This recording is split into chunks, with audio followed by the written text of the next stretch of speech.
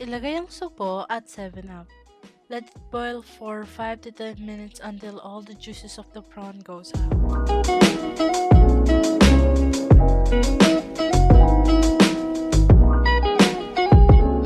Ilagay ang bawang. Pakuluan ulit ng 5 minuto.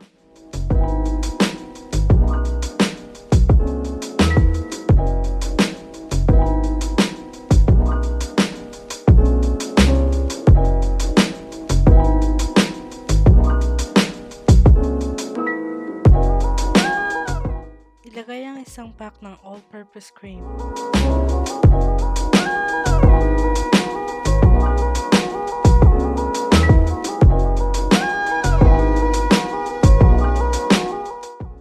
Tikman muna bago magdagdag pa ng patis.